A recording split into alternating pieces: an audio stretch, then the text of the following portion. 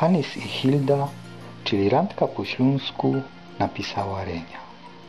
Idzie Hanys na zolety, bierze pukiet i maszkiety, ancugi, bindry przebiero, bo do Hildry się wybiero.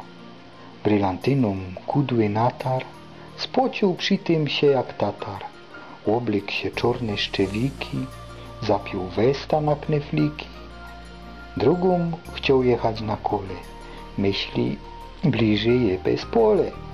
Jak się pylnął, był roz dwa, przed drzwiami trafił psa.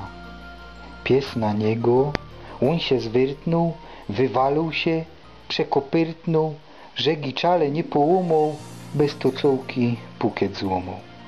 Jak go słody łupnął głową, nigdy już nie będzie sobą. Gwiazdka mu się pokazała, szwarny, słodki dziubek miała.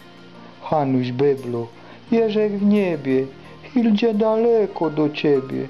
Ostoń przyjmie roztomiło, będzie się nam fajnie żyło.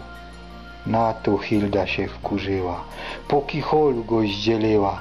A ty, giździe zatracony, idź kaj indzi szukać żony. I ogryfno, wyzgerno tako, idź mi zaraz stąd po krako. I podziwej się do zdrzadła, będziesz widział kupa sadła. Tak to Hilda mu nazdała, no bo o tym nie wiedziała. Hanys dzisiaj godał z księdzem, bo chciał żenić się czym prędzej. Weseli miał zamówione i pieszczonki dwa kupione.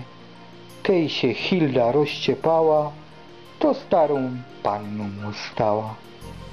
Hanys i Hilda, czyli randka po śląsku, napisała